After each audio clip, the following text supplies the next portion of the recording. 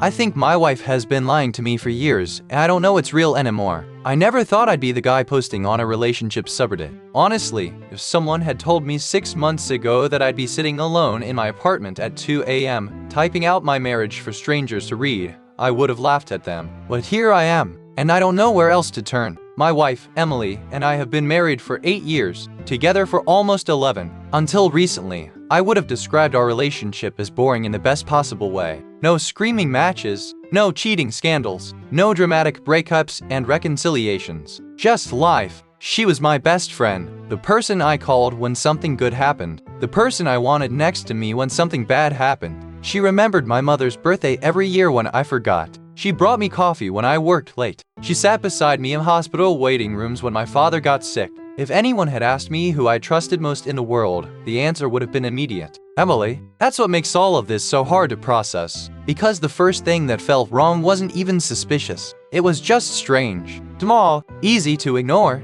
About a year ago, she started working different hours. She worked in healthcare administration, so schedule changes weren't unusual. At first, she'd say things like, "Melissa called out again," or "We're short-staffed this week." I believed her. Why wouldn't I? But eventually, I noticed something. The schedule changes always seemed last minute. Always. She'd get a text, look at her phone, then suddenly she'd need to leave. Sometimes for a few hours, sometimes for most of the day. Whenever I asked questions, she had answers ready, perfect answers, the kind that immediately made me feel stupid for asking. One night, I remember saying, "Your office really calls you in a lot." She laughed. "Trust me, I wish they didn't." Then she kissed my forehead. The conversation ended. Normal. Completely normal. At least that's what I told myself. The second thing was her phone. Emily had never been secretive before. We knew each other's passcodes. Neither of us cared. Then one day I noticed she'd changed hers. Not a huge deal. People update passwords all the time. But when I asked about it, something felt off.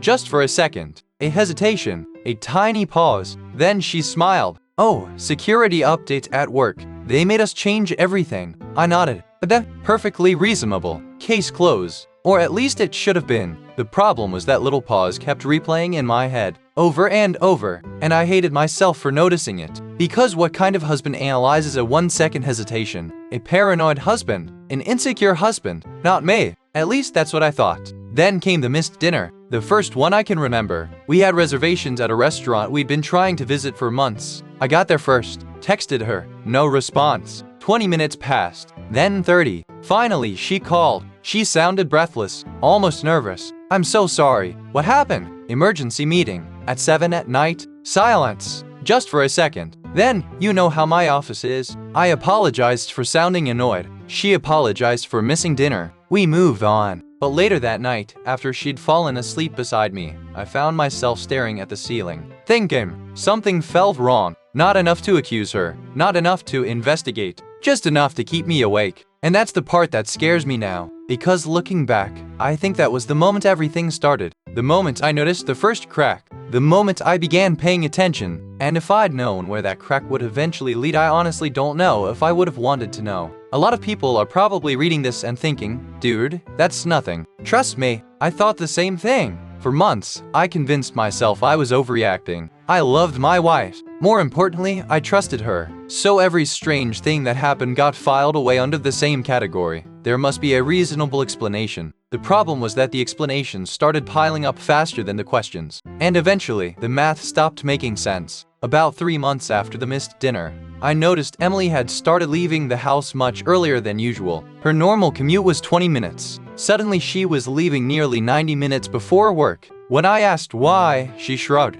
"Traffic's been terrible lately." Reasonable. Until one morning I happened to have a doctor's appointment near her office. I left at the same time she normally did. The roads were completely clear. I remember sitting at a red light wondering why that bothered me so much. Maybe traffic was bad on different days. Maybe she'd been exaggerating. Maybe I was being ridiculous. That became my daily routine. Notice something strange. Create 3 innocent explanations. Convince myself to stop thinking about it. Then repeat. A few weeks later, another inconsistency appeared. One Friday evening, Emily told me she was having drinks with coworkers after work. Nothing unusual there. Around 10 p.m. I texted her. No response. Midnight. Still nothing. I finally got a reply around 1 a.m. Sorry, phone died. Just got home. The next morning she seemed perfectly normal, but while we were having coffee, she casually mentioned something. Karen got completely wasted last night. I looked up. Karen? Yeah. The Karen who left the company last year. For the first time, Emily froze. Not long, maybe half a second. Then she laughed. Oh my god, you're right. I meant Sarah. She kept talking. The conversation moved on, but my stomach didn't, because that wasn't like her. Emily had an incredible memory. Birthdays, names, dates, tiny details. She remembered everything, yet somehow she had accidentally talked about spending the evening with a coworker who didn't even work there anymore. Again, I tried to let it go. Again, I failed. Then came the affection. This part is hard to explain. Emily wasn't becoming cold. In fact, sometimes she became the exact opposite. There were stretches where she seemed distant, distracted, almost emotionally absent. She'd stare at her phone, zone out during conversations, forget things I'd told her. Then suddenly she'd become unbelievably affectionate, buying me gifts, planning date nights, sending long messages while I was at work.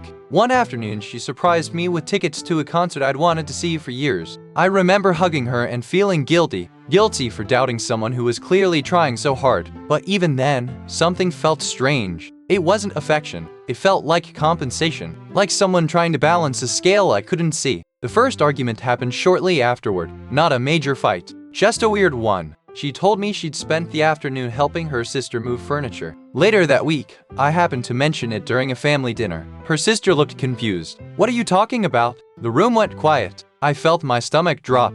Emily answered instantly. Not the furniture move, the storage unit. Her sister blinked, then nodded. Oh, what? Everyone moved on. Everyone except me. Because I saw something. For a split second, before her sister corrected herself, there had been genuine confusion, not forgetfulness. Confusion. That night I couldn't sleep. I kept replaying the conversation, every word, every expression, every pause, and for the first time, I allowed myself to think something I had been avoiding for months. What if these were random inconsistencies? What if they were mistakes? Small mistakes. The kind people make when they're juggling multiple versions of the truth. The thought terrified me, not because I believed it, because I didn't want to. Then something happened that changed everything. A single piece of evidence. One tiny discovery. At the time, it seemed insignificant. Now, I know it was the first real clue, the first thread, and once I pulled it, the entire fabric of my life started coming apart. I wish I could tell you the first real clue was something dramatic. A hidden phone, a suspicious text, a stranger showing up at my door. It wasn't. It was a receipt. A stupid little receipt that almost ended up in the trash. A week after the dinner with Emily's family, I was cleaning out the car. We shared it occasionally, though she usually drove it more than I did. I was vacuuming under the passenger seat when I found a crumpled piece of paper shoved deep into the corner. At first, I didn't think anything of it. Then I noticed the date, 2 days earlier. I unfolded it. Gas station purchase. Heavy bottle of water. Nothing strange, except for the location. The station was nearly 80 miles away, in the opposite direction from her office. I stared at it for a while. Maybe she'd gone there for work. Maybe she'd visited a friend. Maybe there was a perfectly normal explanation. Still, I took a picture of it before throwing it away. I don't know why. Something just told me to. That night, I casually brought it up. Hey, random question. Were you out near Brookdale this week? Emily looked up from her phone. For the briefest moment, I saw surprise. Then it vanished. Brookdale?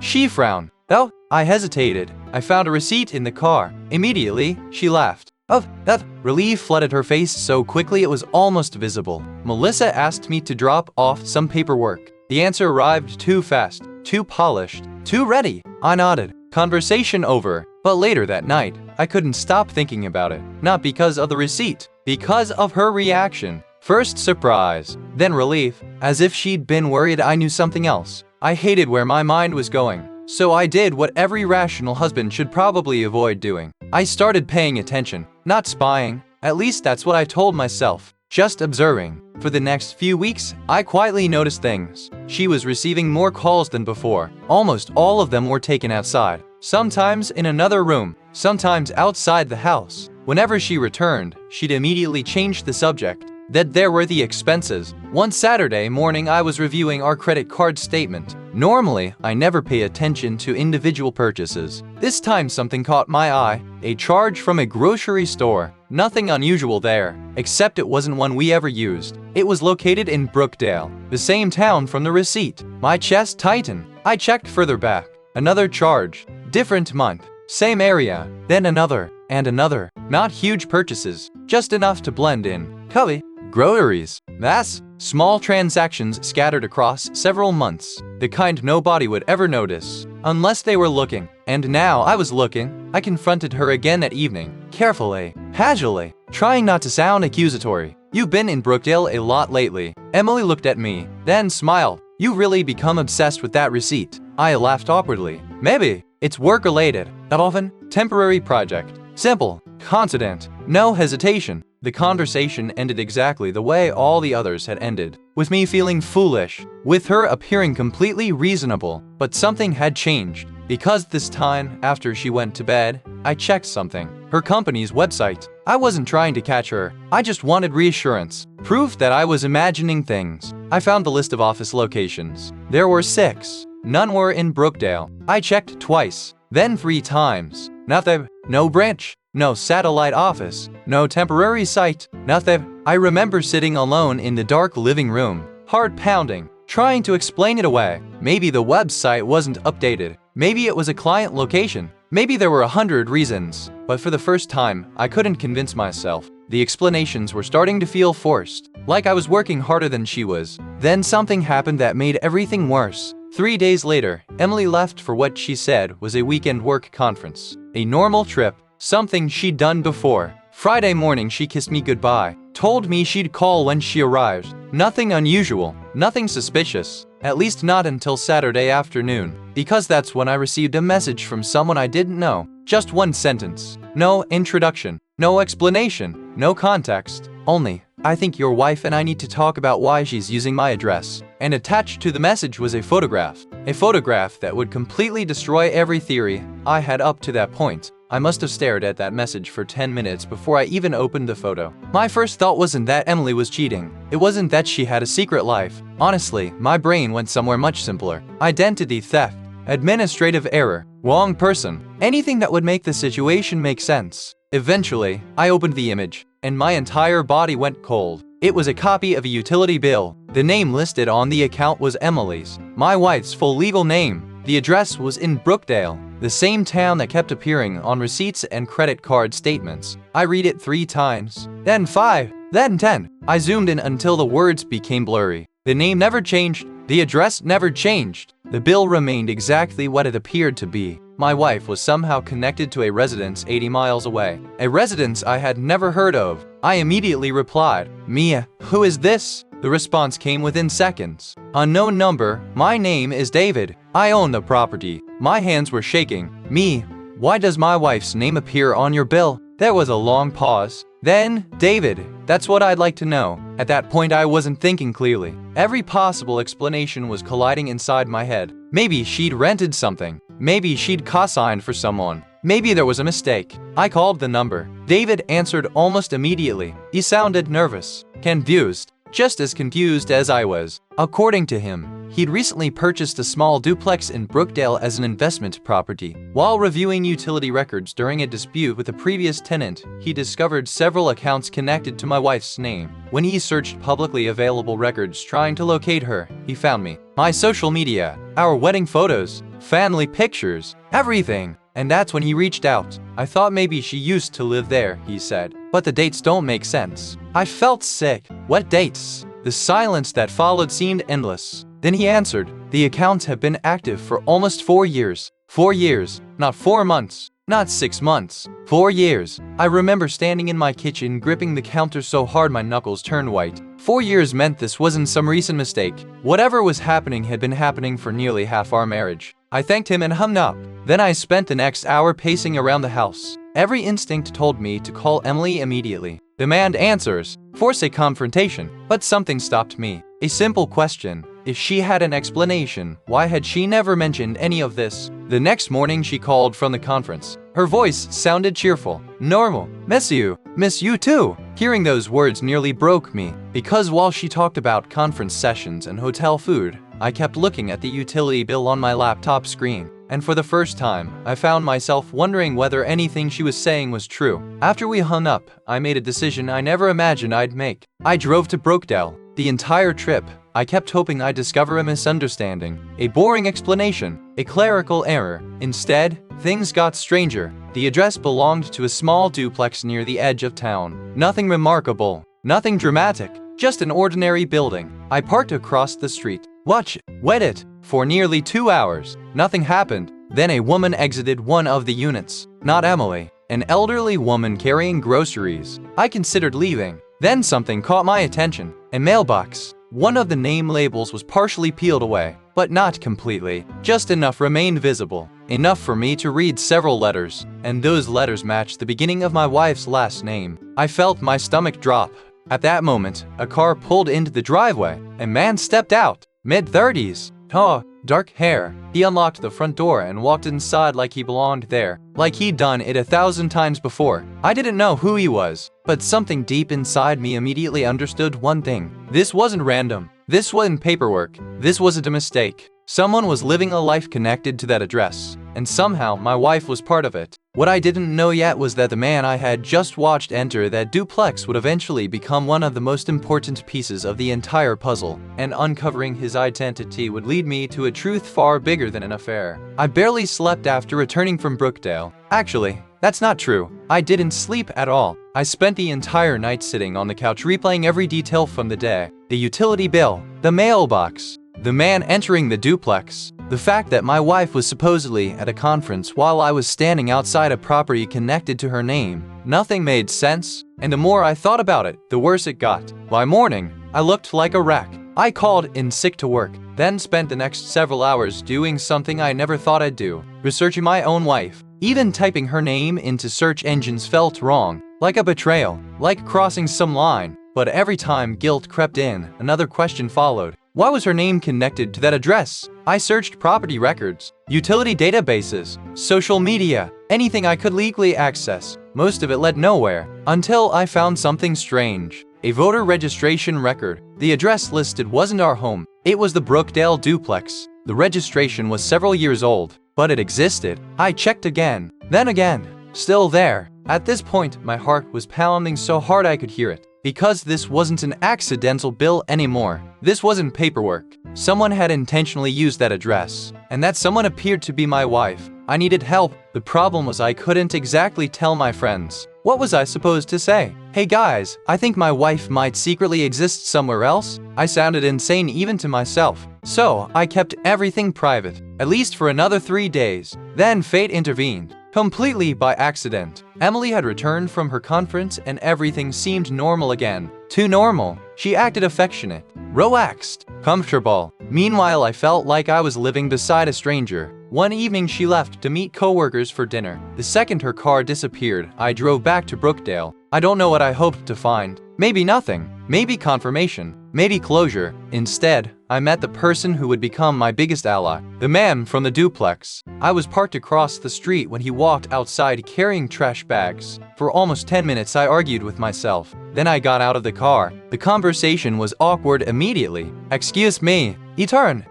I probably looked suspicious as hell. My voice was shaking. I know this is going to sound strange. His expression changed instantly, like he'd heard that sentence before. Then I said my wife's name. The reaction was immediate, not recognition. Shocked, pure shock. His face went completely pale. For several seconds neither of us spoke. Then he quietly asked, "You're her husband?" The world seemed to stop. Not her, not. I don't know anyone by that name. Not confusion, recognition, instant recognition. I felt physically sick. How do you know her? He looked around nervously, then said words I'll never forget. We should probably talk somewhere else. 20 minutes later we were sitting inside a diner on the edge of town. His name was Ryan, and he looked almost as shaken as I felt. At first he didn't want to say much. He kept rubbing his hands together, checking the windows, looking anxious. Then finally he asked, "How long have you been married?" 8 years. Ryan closed his eyes, and that's when I knew. Before he said another word, before he explained anything, before I heard a single detail,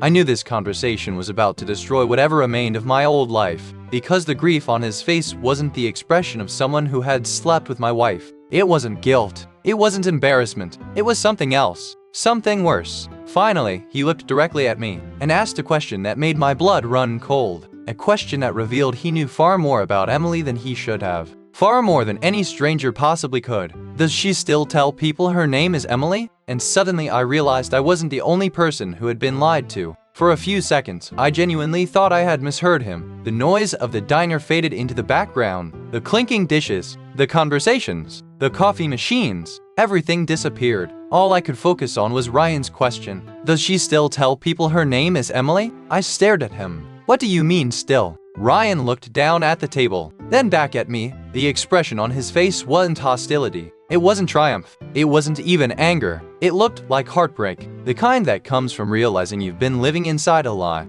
The same realization I was beginning to experience. Because when I met her, he said quietly, her name wasn't Emily. My chest tightened. I couldn't speak. Ryan continued. She introduced herself as Emma. Ella, one letter different, one tiny change, and somehow it made everything worse. Because it sounded intentional, carefully chosen, close enough to remember, different enough to separate two lives. I wanted to argue, tell him he was mistaken, but something deep inside me already knew he wasn't. Ryan reached into his wallet, then slid a photograph across the table. My hands shook as I picked it up. There she was, my wife, smiling, standing beside Ryan. The photo looked recent, very recent, not years old, not before our marriage. Recent. I felt physically ill. The first thought that hit me was obvious. Affair. This had to be an affair. As painful as that was, at least it made sense. At least it was understandable. People cheated. People lied. People had secret relationships. It was horrible, but it was familiar.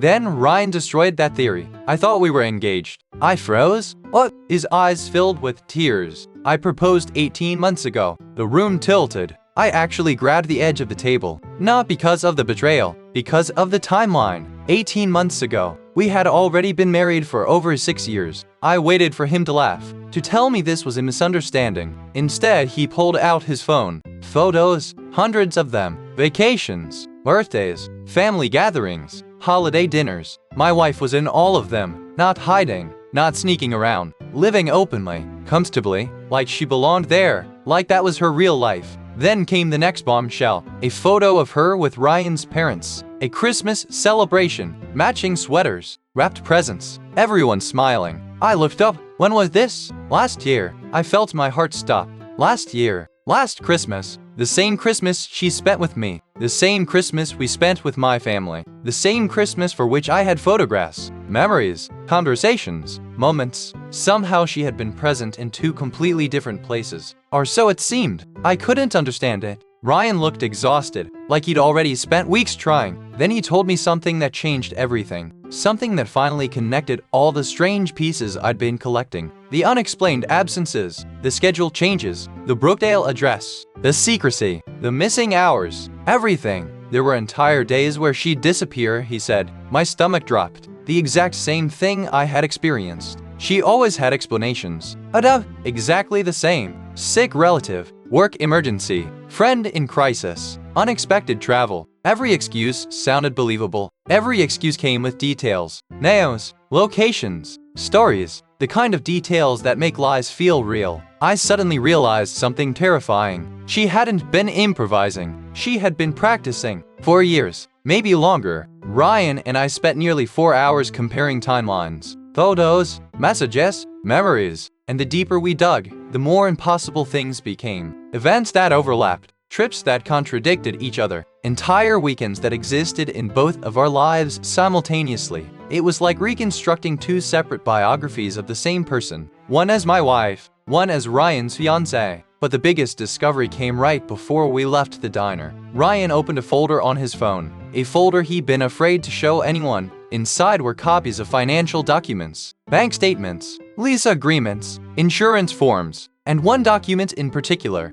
a document carrying a name neither of us had ever heard before. Not Emily, not Emma, a completely different identity, a third name, a third life. And for the first time, both of us realized the truth might be even bigger than we imagined. Because if she was maintaining 3 identities, then neither of us knew who she actually was. By the time I left the diner, it was nearly midnight. I should have gone home. I should have slept. I should have taken a day to process everything Ryan had shown me. Instead, I spent the next 8 hours sitting in my car outside a 24-hour coffee shop, staring at documents on my laptop while my entire understanding of reality slowly unraveled. I kept hoping to find a mistake, a typo, a misunderstanding, anything. But every document led to the same conclusion. The third identity was real, not an online alias, not a nickname, a legally documented identity attached to actual records. The name on the paperwork was Claire Bennett. Neither Ryan nor I had ever heard it before, yet Claire Bennett appeared everywhere. Lease agreements, utility accounts, insurance paperwork,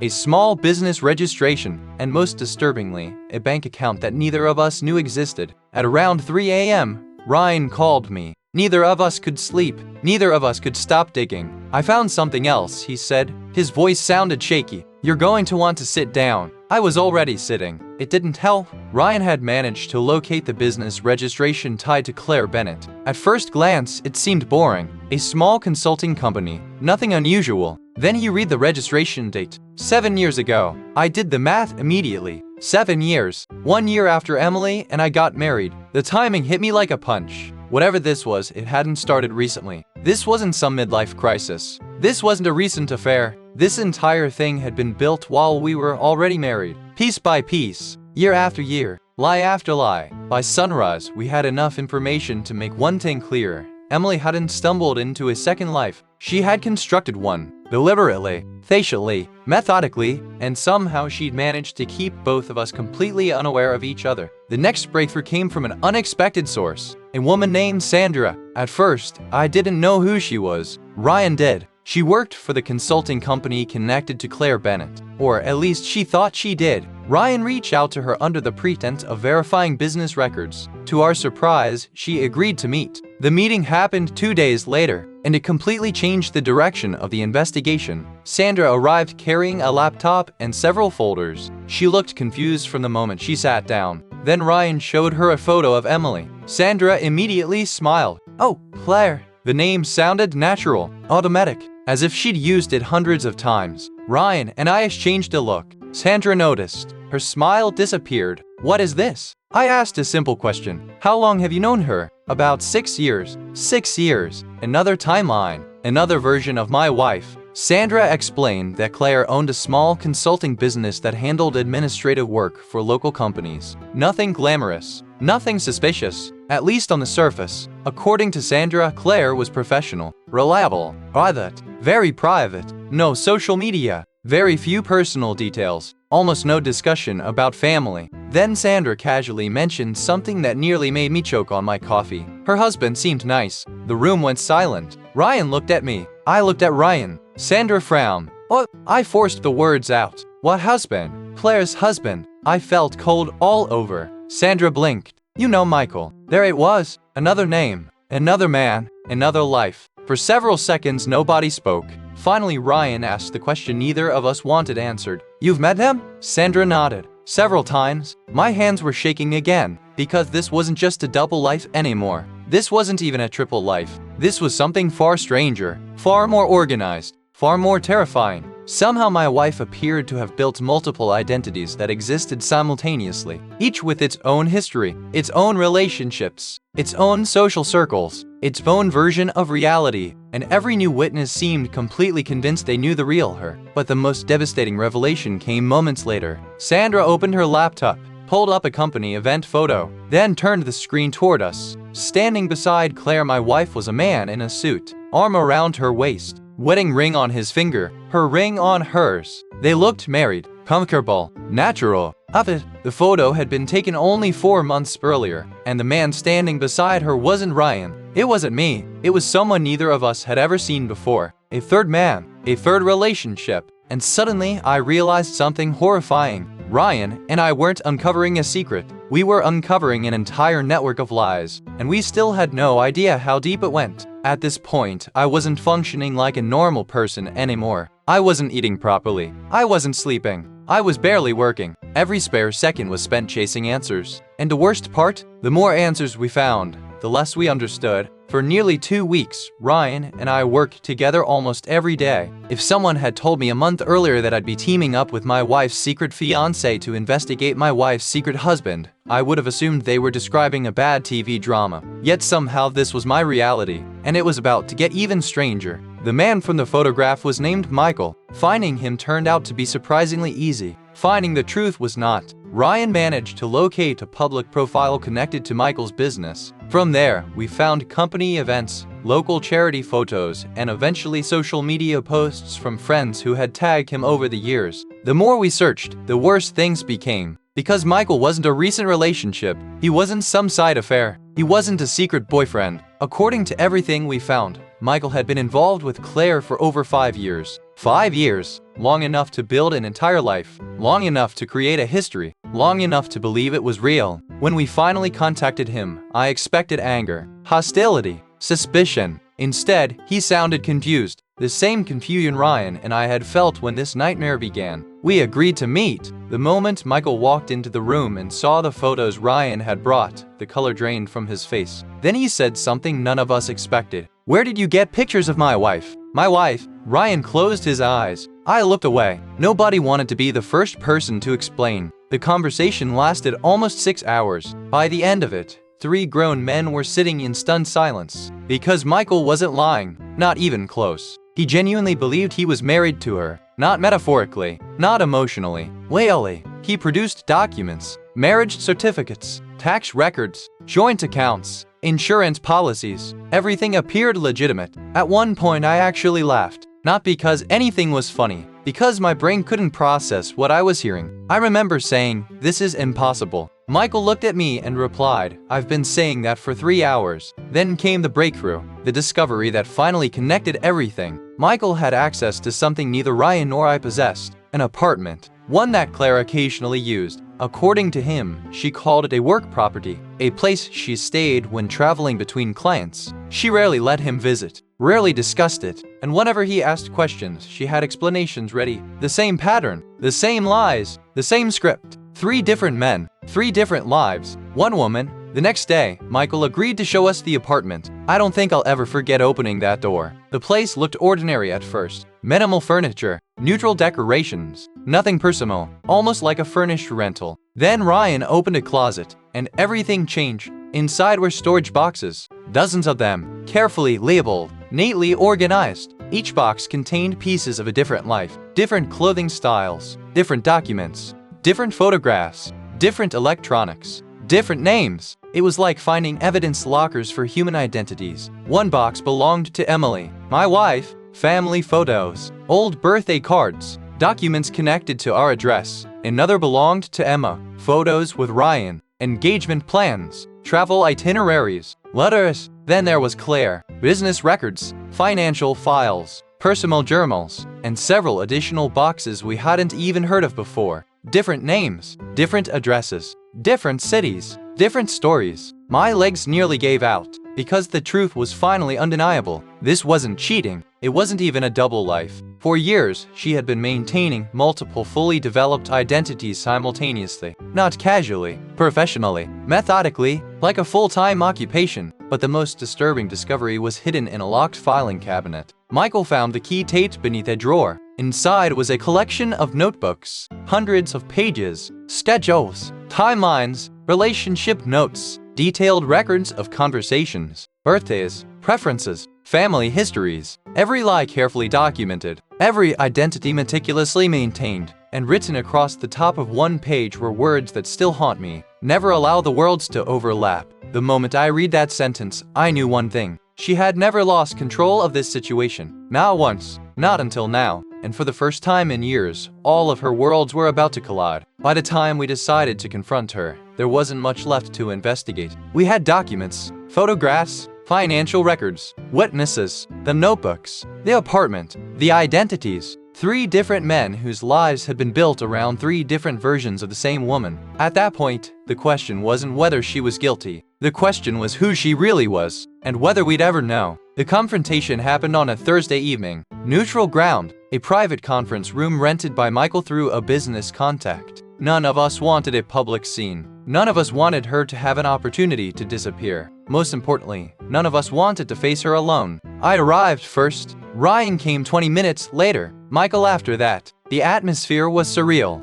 3 strangers connected by the same person. 3 victims of the same deception. 3 men waiting for the woman they thought they knew. When she finally walked in, everything felt normal for exactly 3 seconds. Then she saw us sitting together, and her face changed. Not panic, not immediately. Something else. Calculation. I saw it happen. Her eyes moved from me to Ryan to Michael and then back again. A silent assessment. A mental inventory. A realization. She knew. For the first time in years, she knew the walls had collapsed. Still, she recovered astonishingly fast. What's going on? Nobody answered. I simply slid one of the photographs across the table. A picture of her and Ryan. Her smile disappeared. Michael placed another photograph beside it. Her and Michael. Then I placed our wedding photo next to both. The room became silent. She stared at all 3 images for several seconds. Then she laughed. Actually laughed. A nervous, disbelieving laugh.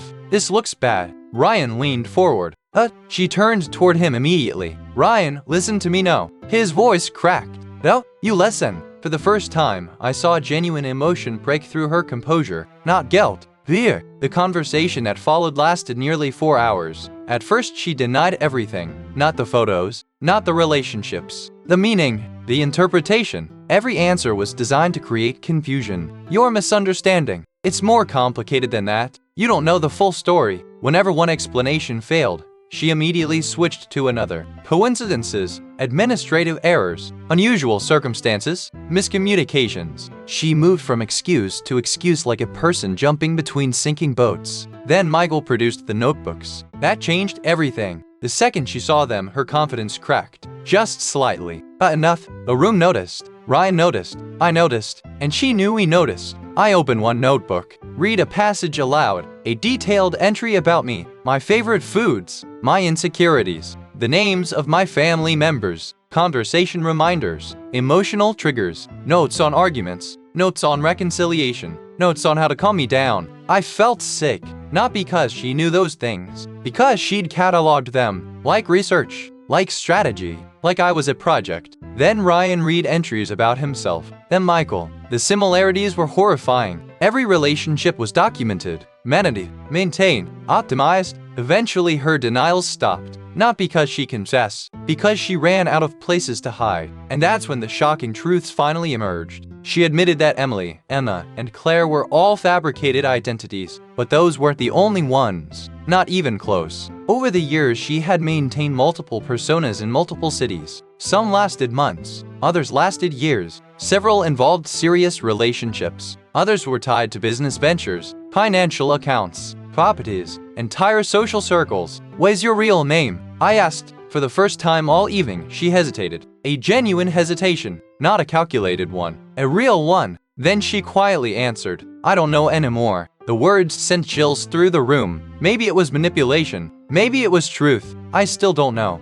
Then came the final betrayal. The financial records, the hidden accounts, the investments, businesses. Millions of dollars had moved through various entities over the years, most legal, some highly questionable. The identities hadn't just supported relationships, they supported an entire hidden financial life, a hidden empire built alongside her hidden personal lives. Everything suddenly made sense. The schedule changes, the travel, the secrecy, the missing time. She hadn't been balancing 2 lives. She'd been balancing dozens. As the evidence mounted, her composure finally shattered. Tara, Andrew, William, she accused us of spying, of violating her privacy, of destroying her life. I remember staring at her in disbelief. Destroying her life? The irony was almost unbearable. Eventually, she stopped talking, stopped arguing, stopped fighting. The room fell silent. 3 men sat across from the woman they'd loved, and none of us recognized her anymore. But as devastating as that confrontation was, it wasn't the end. It was only the moment the truth became impossible to deny.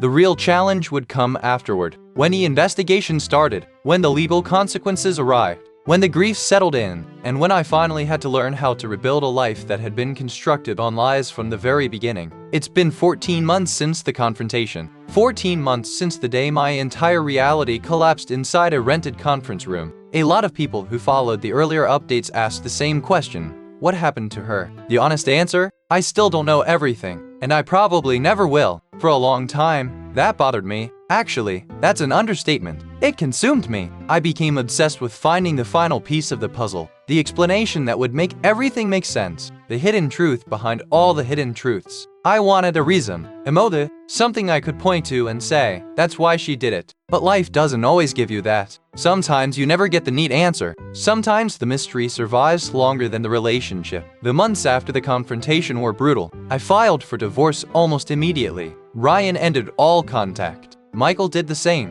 Several other people eventually emerged as the investigations expanded. Some had known Emma, others had known Claire, a few knew entirely different versions of her. Every new person carried the same expression: yuck, confusion, humiliation, grief. The look of someone realizing years of memories might have been built on fiction. A legal process dragged on for months. Financial investigators became involved. Attorneys became involved. At one point, there were so many documents being reviewed that I stopped trying to follow everything. Hidden accounts were uncovered. Properties, business entities, investments. Some were legitimate. Some existed in legal gray areas. Some remain under investigation even now. I won't pretend I understand the full scope of it. What I do know is that the woman I married had spent years constructing parallel realities, and eventually those realities collapsed under their own weight. The strangest part came after she disappeared. Not physically, emotionally, socially, almost overnight. People who had known her under one identity couldn't locate her under another. Phone numbers stopped working. Accounts vanished. Addresses changed. For a while, it felt like she was evaporating, like someone erasing footprints in the sand. The last direct communication I received from her came 6 months after the confrontation.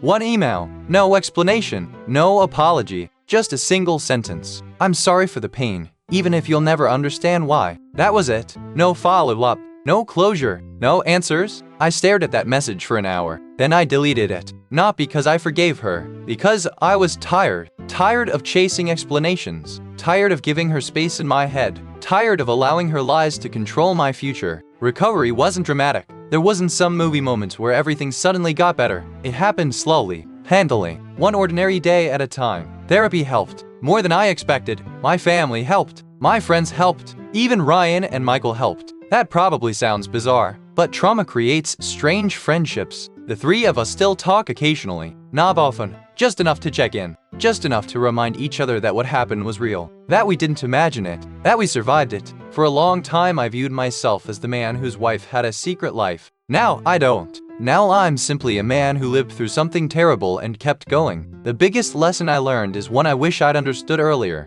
The truth isn't always enough to save a relationship. Sometimes the truth arrives too late. Sometimes it arrives carrying a shovel, and sometimes its only purpose is to help you bury what should have ended years ago. Today I live alone. I sleep well. I laugh again. I make plans without wondering who is lying to me. I trust people again, carefully, but genuinely. Most importantly, I no longer spend my nights trying to solve a puzzle that may never have an answer. Because eventually, I realized something. The mystery wasn't my future, it was my past. And I finally stopped living there. So if anyone reading this is in the middle of their own nightmare, if you're staring at evidence, questioning your sanity, wondering whether you're crazy for noticing small inconsistencies, pay attention. Trust your instincts. Don't ignore what your eyes keep seeing. But also remember this, no matter how devastating the truth turns out to be, you can survive it. I did, and for the first time in years, my life actually belongs to me again.